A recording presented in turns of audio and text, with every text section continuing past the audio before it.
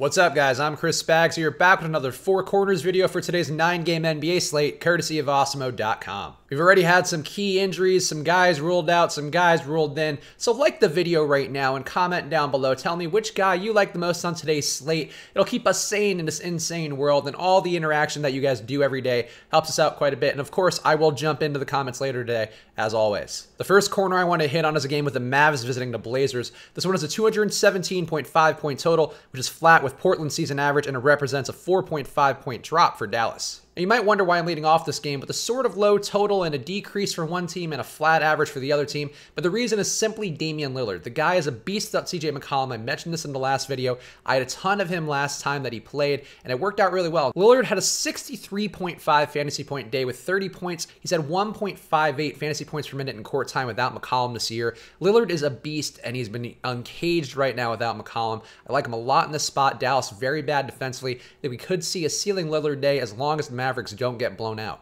For Yusuf Nurkic, it's also a nice spot with some upside versus Dallas. He's going to get some more usage because of no McCollum in there. The bigs on the Dallas side are not super worrisome. You could see some more Salah Mejri minutes, but that's not really anything Nurkic would worry about. It's a great spot for Nurkic as well, and I really have no issue with him, even though I definitely don't love him nearly as much as Dame Lillard. Al-Farouq Aminu should have a little bit more upside because of the usage that he's getting from CJ McCollum. Not getting a ton, but enough where he has a little bit more value than he normally has otherwise.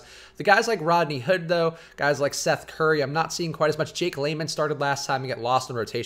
Rodney Hood could spike an upside day. He is a scorer who can also score in a variety of ways, so I don't mind him, but I'm really not trying to go anywhere else on this lineup besides the Nurkic and Lillard duo. Oh, and Mo Harkless is also okay, but he's not getting a ton more usage, and he really needs steals and blocks to get going, so same really as always for Mo Harkless. Luka Doncic has had 47.75 fantasy points and 50.25 fantasy points in his last couple games versus Portland. It's not a perfect spot for him, but he's been really steady. I don't know that he's going to have a crazy high ceiling day like he had in that last overtime matchup versus the Pelicans, but it's a good spot for him and one where he's a perfectly viable guy to run back with Damian Lillard. Tim Hardaway's had 32 and 34.5 fantasy points in his last two games, while he's also been putting up 18 shots a game, so he's back to pretty much vintage Tim Hardaway usage. He's an okay guy as a mid-tier value, not a guy I'm trying to cram into a bunch of lineups, but if we are going to have some Portland exposure, I think he's one of the guys I would run it back with Dame. And as I mentioned, Salah Mejri could pick up some more minutes here because of the size of Yusuf Nurkic. Not a guy who's going to get a ton of minutes. Still probably going to see maybe 15 tops, but he's all right, just a guy who's okay as a value play. The next corner I want to hit on is a game with the Wizards visiting the Bulls.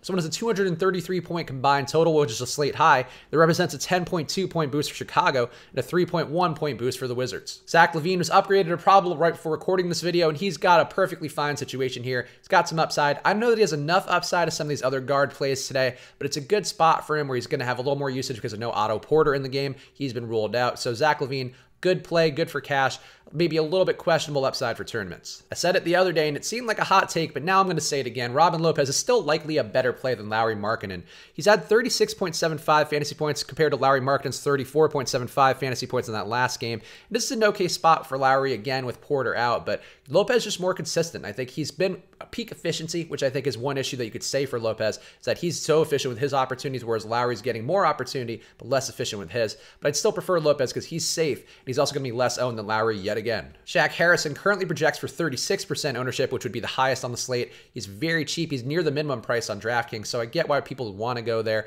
I don't think this is a fantastic spot for him. We didn't see him even have a crazy high day versus Phoenix, which was a revenge spot, a team who actually left him in a pretty tough spot where he might have had a lot of vengefulness in his heart for them. Now it's an okay situation again, but not one I'm dying to get to a ton of Shaq Harrison. I think going under the field on that ownership makes sense. This is a perfect bounce back spot for Bradley Beal after a 19.5 fantasy point day, which he shot 4 for 12 versus Utah. Utah, a much tougher team here than the Bulls. The Bulls are going to give up everything to Bradley Beal. This is a good spot for Bradley Beal, and he's another guy who could have a really big day today. Trevor Ariza has been losing crunch time minutes to Jabari Parker now, but his overall situation is pretty appealing with his price coming down. The 26% expected ownership on him is not as appealing, and Jabari Parker's been coming on strong. He's been over 35.25 fantasy points in the last 3, so I might be more inclined to just to pivot to Jabari Parker at less ownership, but Trevor Ariza I get wanting some because that price is pretty reasonable. Bobby Portis and Jabari Parker are in a revenge spot again against the Bulls, though Portis is a guy who's in a timeshare right now at Thomas Bryant, so I think he's going to have the first crack. If Portis gets going, he could definitely win more minutes back, and he may be motivated to do so, but he did already play in Chicago after the trade, so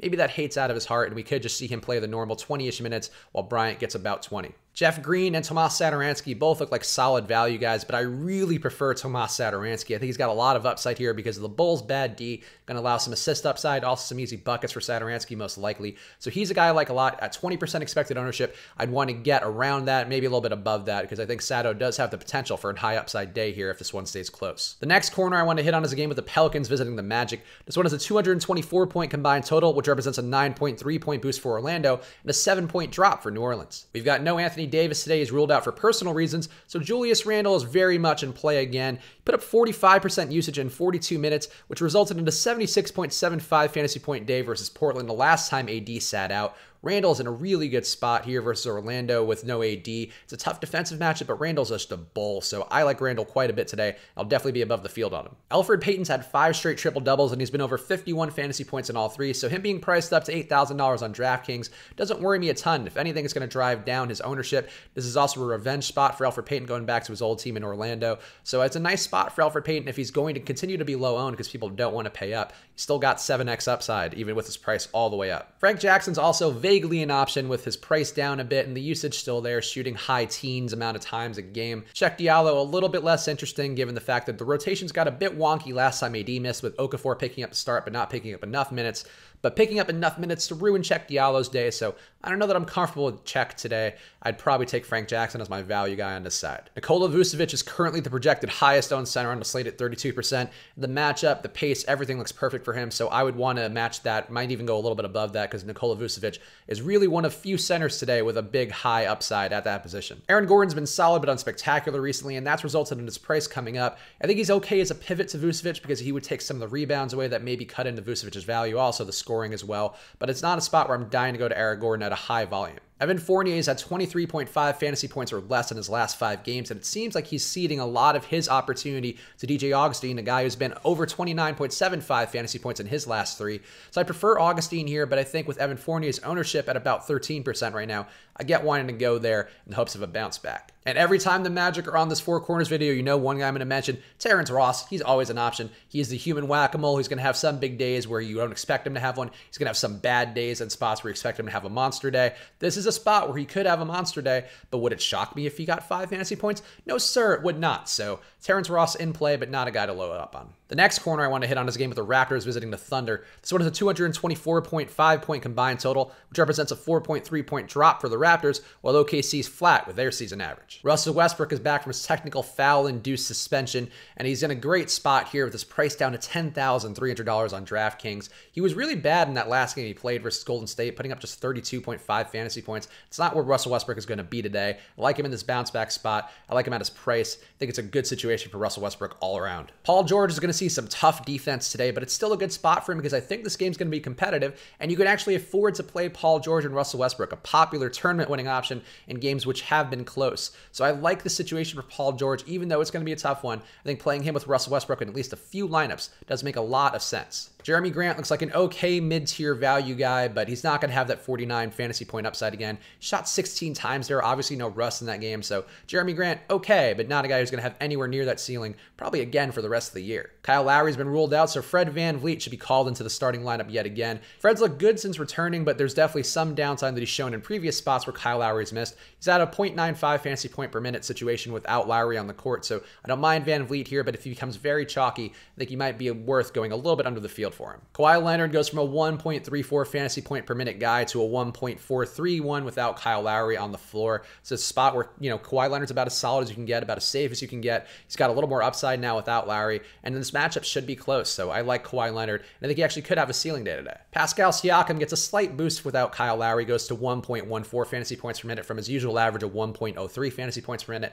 Not a guy I'm trying to go to a ton, but I think his athleticism could be an asset versus the Thunder team. A little more pace involved for them, so I don't mind Siakam, but not worth getting a ton of ownership on. And Serge Ibaka and Marc Gasol are both pretty tough to play right now, thanks to Ibaka returning from suspension. They're in a timeshare pretty much, or at least were before Ibaka went out for suspension. It's hard to imagine not coming back to a similar amount of minutes, so I really wouldn't want to play either guy in this spot. So there we go. Those are my thoughts on today's slate, and there are a lot more thoughts. And the first link you'll see in the description, the Switch and Hedge at Awesemo.com. That is my column breaking down every game there, so there's a lot more details, a lot more data on everything on today's slate, so go check that out. And please do like the video. We've been on a good run with these. I want to keep that going. So like the video, leave a comment down below, tell me which guy you like the most on today's slate. I'll jump in there later, talk with you guys. So any questions as well, pop those in there. And check the promo code SWITCH and HEDGE. It'll give you half off your first month at Awesemo.com. All the ownership projections and rankings from Awesemo as the top player in the world. We've also got some other stuff going on right now with March Madness. Some packages going on there, just $30 to get all the information you need there for both the DFS and for sports betting. So check that stuff out right now at Awesemo.com. And I'll be back again tomorrow with another Four Corners video. So good luck.